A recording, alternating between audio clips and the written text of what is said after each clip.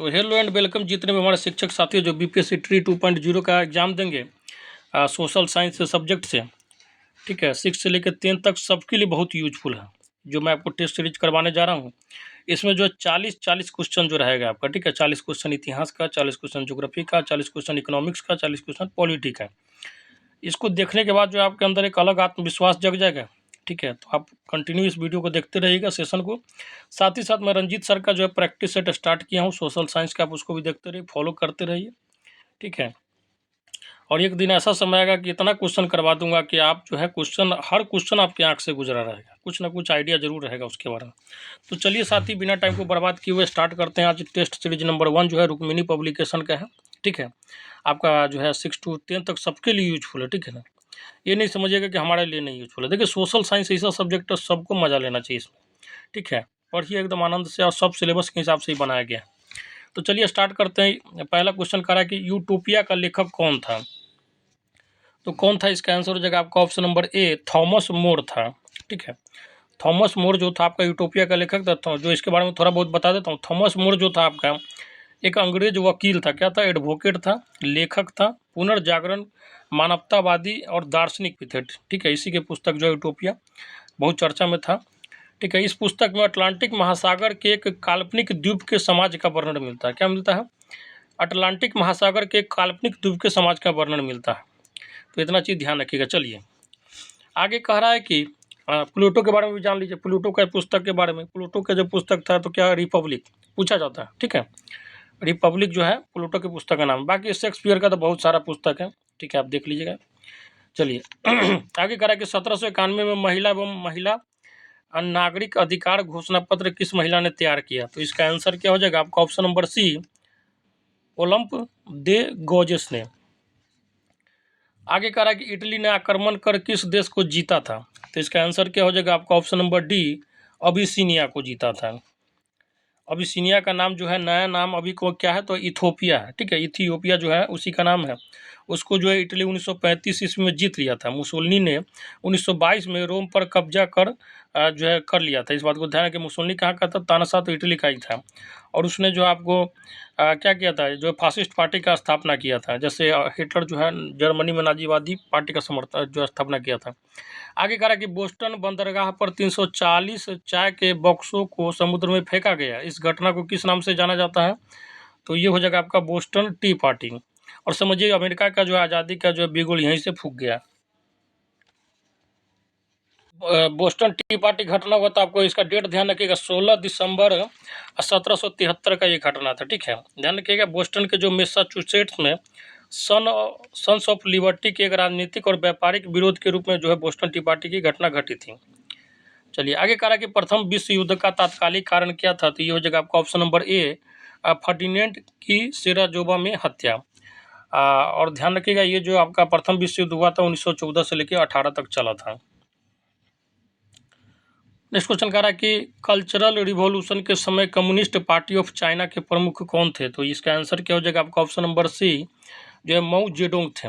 साथ ही मैं जो है साथ एक बात और आपको बताना चाहूँगा कि आप लोग जितना भी प्रैक्टिस सेट करवा रहा हूँ उसको कंटिन्यू करते जाइए। जो भी क्वेश्चन एमसीक्यू करवा रहा हूँ, क्योंकि हर क्वेश्चन आपके सिलेबस के अनुसार होता है। मैं एक सिंगल क्वेश्चन नहीं लाता हूँ जो आउट ऑफ द बॉक्स लाता हूँ। साथ ही साथ जो है मैं आप लोग का 6 to 8 का एनसीईआरटी का सेशन स्टार्ट कर चुका हूँ। और बहुत सारे साथियों का रिक्वेस्ट है कि सर साइंस का भी जो है एनसीईआरटी करवा दीजिए। मैं 6 to 8 में टारगेट रखा हूँ कि आप लोग का बेसिक हर चीज़ का एनसीईआरटी करवा दूँ। हिस्ट्री, ज्योग्राफी, पॉलिटी 3 सब्जेक्ट आते हैं। साइंस में जो है आपका केमिस्ट्री, फिजिक्स और बायो थोड़ा बहुत जो भी आपका है, ताकि आपके अंदर एक ऐसा बेस बन जाए कि आप कोई भी एग्जाम देने बैठे तो आपके अंदर जो है फोड़ने का प्रवृत्ति आ जाए कि नहीं, आप एग्जाम निकालना नहीं, एग्जाम को फोड़ना है, टॉप करना है। तो एग्जाम को टॉप करना है तो इसके लिए आपको बेसिक चीज़ पे जाना पड़ेगा, एनसीईआरटी पे जाना पड़ेगा। और एनसीईआरटी के लिए देखिए साथियों, एनसीईआरटी जो है मजाक है नहीं। एनसीईआरटी आपको पढ़ना अच्छे से, तो आपको भी पता है कि हमें भी बहुत जो है इसके लिए अब मेहनत की ज़रूरत है। मैं आपके लिए वीडियो लाऊंगा, हालांकि मैं क्लास 6 का जो है ज्योग्राफी बनाया हूँ, तो हमें थोड़ा बहुत आप लोग का सपोर्ट चाहिए। जो ही आप लोग जो है आर्थिक सपोर्ट कर सके, 100, 200, 500, 300, क्योंकि आपके एक सपोर्ट के कारण ही मैं एनसीईआरटी का पूरा जो है सेशन करवा पाऊँगा। और 6 to 8 तक अगर मैं इस बात की आपको गारंटी देता हूँ, गारंटी नहीं आश्वासन दे सकता हूँ, गारंटी इस दुनिया में कोई नहीं दे सकता है। अगर 6 to 8 तक आप जो है सोशल साइंस या और साइंस का जो है एनसीईआरटी कर लीजिएगा तो आप कोई भी एग्ज़ाम देने बैठिएगा तो आपके अंदर एक अलग विश्वास रहेगा, आपका बेसिक बहुत अच्छा तक क्लियर रहेगा। ठीक है, इसलिए मैं सोच रहा हूँ कि एनसीईआरटी का सेशन करूँगा। बहुत सारे साथियों का रिक्वेस्ट है कि सर एनसीईआरटी जरूर करवाइए, तो एनसीईआरटी मैं करवाऊँगा। हालाँकि साथ साथ आप लोग का प्रैक्टिस सेट भी साइड से चलता रहेगा। ठीक है, तो इसको भी करते रहिए। चलिए आगे कह रहा है कि क्वेश्चन नंबर 7 जो है, निम्न में से किस यूरोपीय जाति को इंडोनेशिया में प्रभुत्व जमाने में सफलता मिली? तो ये हो जाएगा आपका ऑप्शन नंबर डी, डच को। ऑप्शन नंबर जो है डी, डच है। ठीक है, आगे कह रहा है कि गौतम बुद्ध की माता किस वंश से संबंधित थी? तो इसका आंसर क्या हो जाएगा आपका ऑप्शन नंबर डी, कोलिया वंश से थी। ठीक है, गौतम बुद्ध की जो माता थी तो कोलिया वंश से संबंधित थी, और उसके पिता जो है शाक्य गणराज्य के जो है मुखिया थे एक तरीके से। गौतम बुद्ध के बारे में उसके बचपन का नाम सिद्धार्थ था। ठीक है, और जो 29 वर्ष की अवस्था में घर से निकल गए थे ज्ञान की प्राप्ति के लिए। 6 साल तपस्या करने के बाद जो है फल्गु नदी के तट पे पीपल वृक्ष के नीचे उनको ज्ञान की प्राप्ति भी हुई थी। ठीक है, ध्यान रखिएगा। चलिए आगे कहा कि प्रसिद्ध यूनानी राजदूत मेगास्थनीज भारत में किसके दरबार में आए थे? तो ये हो जाएगा आपका चंद्रगुप्त मौर्य के दरबार में आए थे। और इसका पुस्तक है इंडिका, उसके बारे में ध्यान रखिएगा, जिसमें जो है भारतीय समाज का जो है उस समय के समाज का वर्णन किया गया है। आगे कहा कि बराबर पहाड़ी की गुफाओं के विषय में निम्न में से कौन सा एक जो है सही नहीं है? तो इसका आंसर क्या सही हो जाएगा बताइए? तो इसका आंसर हो जाएगा आपका ऑप्शन नंबर डी, ये अभिलेख ईसा पूर्व 26 शताब्दी के हैं। ठीक है, ये गलत स्टेटमेंट है। नेक्स्ट क्वेश्चन कह रहा है कि महावीर स्वामी का जन्म कहाँ हुआ था? तो इसका आंसर क्या हो जाएगा आपका ऑप्शन नंबर ए, कुंडग्राम में हुआ था। ठीक है, वैशाली के जगह कुंडग्राम में हुआ था जन्म। और मृत्यु कहाँ पे हुआ था? तो पावापुरी में हुआ था। ठीक है, महावीर स्वामी जो थे जैन धर्म के 24वें तीर्थंकर थे, जो कि सबसे ज़्यादा फेमस भी हुए और इनको सबसे ज़्यादा माना भी जाता है। आगे कह रहा है कि पुराणों का अध्ययन करने वाला प्रथम मुसलमान कौन था? तो इसका आंसर क्या हो जाएगा आपका ऑप्शन नंबर सी, अल-बरूनी था। नेक्स्ट क्वेश्चन कह रहा है कि 2.5 दिन का जो झोपड़ा क्या है? तो ये हो जाएगा आपका ऑप्शन नंबर ए, एक मस्जिद है। ठीक है, और कुतुबुद्दीन के समय जो है इसका नींव रखा गया था। आगे कह रहा है कि किसी सुल्तान के बारे में कहा जाता है कि उसने भूमि कर को उत्पादन के 50% तक कर दिया था। जैसे अब जितना भी उपजाइएगा उसमें जो है 50% तो राजा को देना पड़ता था। तो किसके शासनकाल में? तो ये हो जाएगा आपका option number B, Alauddin Khilji के शासनकाल में। नेक्स्ट क्वेश्चन कह रहा है कि निम्नलिखित में से किस सुल्तान के दरबार में सबसे अधिक गुलाम थे? ध्यान रखिएगा, ये हो जाएगा आपका option number D, Firoz Shah Tughlaq. और फिरोज शाह तुगलक के बारे में एक और चीज़ ध्यान रखिएगा, जो सबसे ज़्यादा जो है नहर वगैरह का काम जो है इसी ने करवाया था। किसने? फिरोज शाह तुगलक ने। चलिए आगे कह रहा है कि विजयनगर साम्राज्य की वित्तीय व्यवस्था की मुख्य स्रोत क्या थी? तो ये हो जाएगा आपका ऑप्शन नंबर बी, भू राजस्व। ठीक है, आगे कह रहा है कि दीवान ए अर्ज विभाग संबंधित था किससे? तो ये हो जाएगा आपका ऑप्शन नंबर सी, रक्षा विभाग से संबंधित था। नेक्स्ट क्वेश्चन कह रहा है कि 13वीं और 14वीं शताब्दी में भारतीय कृषक खेती नहीं करता था। किसका नहीं करता था? तो ये हो जाएगा आपका ऑप्शन नंबर डी हो जाएगा, मक्का का। नेक्स्ट क्वेश्चन कह रहा है कि भारत में पुर्तगाली शक्ति का वास्तविक संस्थापक कौन था? तो इसका आंसर क्या हो जाएगा आपका ऑप्शन नंबर बी, अल्बुकर्क था। नेक्स्ट क्वेश्चन कह रहा है कि भारत में प्रकाशित पहला समाचार पत्र निम्नलिखित में से कौन सा था? तो इसका आंसर क्या हो जाएगा आपका option number A, the Bengal gazette. Next question कह रहा है कि भारतीय ब्रह्म समाज के संस्थापक कौन थे? तो इसका आंसर क्या हो जाएगा आपका option number C, Keshav Chandra Sen. Next question कह रहा है कि निम्नलिखित में से कौन जो है भारतीय राष्ट्रीय कांग्रेस के स्थापना अधिवेशन में उपस्थित नहीं था? तो ये हो जाएगा आपका ऑप्शन नंबर डी, सुरेंद्र नाथ बनर्जी। नेक्स्ट क्वेश्चन कह रहा है कि निम्नलिखित में से किस एक को लाला लाजपत राय ने अपना राजनीतिक गुरु माना था? तो ये हो जाएगा आपका ऑप्शन नंबर डी, मैजिनी को। नेक्स्ट क्वेश्चन कह रहा है कि मुजफ्फरपुर बम कांड 1908 का संबंध इनमें से किसके साथ है? तो ये हो जाएगा आपका किसके साथ है बताइए? तो इसका आंसर हो जाएगा आपका ऑप्शन नंबर सी, प्रफुल्ल चौकी। ठीक है, खुदीराम बोस थे और उसके साथ जो प्रफुल्ल चौकी थे। ठीक है, ठीक है, जज जो था किंग्सफोर्ड, उसके गाड़ी पे बम फेंके थे। हालांकि भूलवश जो है वो बम जो है कैनेडी पे गाड़ी पे गिरा था और उसकी पत्नी और बेटी जो है मारी गई।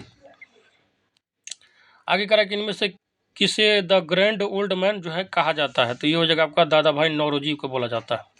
भारत का वयोवृद्ध व्यक्ति इसी को बोला जाता है। आगे कह रहा है कि दक्षिण अफ्रीका से लौटने के पश्चात गांधी जी ने प्रथम सफल सत्याग्रह कहाँ से आरंभ किया था? तो चंपारण से किया था 1917 में। 9 जनवरी 1915 को जो है वहाँ से लौटे थे। आगे कह रहा है कि जालियांवाला बाग हत्याकांड जो हुआ था कब हुआ था? तो ध्यान रखिएगा, जालियांवाला बाग जो हत्याकांड हुआ था आपका 13 अप्रैल 1919 को हुआ था। ठीक है, रविवार का दिन था। आगे कह रहा है कि महात्मा गांधी जी द्वारा चलाया गया पहला जन आंदोलन कौन था। ठीक है, जन आंदोलन का बात हो रहा है। ठीक है, सत्याग्रह और जन आंदोलन में अंतर होता है। तो ये हो जाएगा आपका असहयोग आंदोलन। ठीक है, 1920 में चलाया गया था। हालांकि 1922 में इसको स्थगित कर दिया गया। क्यों? क्योंकि चौरा चौरा कांड से जो है गांधी जी दुखित होकर इसको जो है स्थगित कर दिए थे। आगे करा कि स्वराज दल की स्थापना किसने की थी। तो इसका आंसर क्या हो जाएगा आपका ऑप्शन नंबर ए हो जाएगा, चित्तरंजन दास एवं मोतीलाल नेहरू।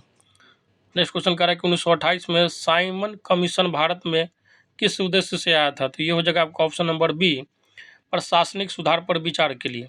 नेक्स्ट क्वेश्चन कह रहा है कि महात्मा गांधी ने दांडी यात्रा कहाँ से प्रारंभ की। तो ये हो जाएगा आपका ऑप्शन नंबर ए हो जाएगा, साबरमती आश्रम से। नेक्स्ट क्वेश्चन कह रहा है कि आज़ाद हिंद फौज का विचार सर्वप्रथम किस भारतीय ने सुझाया था। तो ये हो जाएगा आपका option number D, Mohan Singh Bhakna ने। नेक्स्ट क्वेश्चन करा कि अंग्रेजों द्वारा भारतीयों को 1947 में सत्ता हस्तांतरित किए जाने के समय कांग्रेस का अध्यक्ष कौन था। तो ये हो जाएगा आपका option number B, JB Kripalani थे। नेक्स्ट क्वेश्चन कह रहा है कि डॉक्टर राजेंद्र प्रसाद को 9 अगस्त 1942 को गिरफ्तार करके किस जेल में भेजा गया। तो ये हो जाएगा आपका option number B, Bankipur jail में। बांकीपुर जेल आपको पता होगा पटना में पड़ता है। नेक्स्ट क्वेश्चन कह रहा है कि बिहार राज्य के किस आंदोलन को दूसरी जंग ए आज़ादी कहा गया था। तो ये हो जाएगा आपका ऑप्शन नंबर जो है बी का है, संपूर्ण क्रांति। ठीक है, और जयप्रकाश नारायण के द्वारा जो है ये स्टार्ट किया गया था।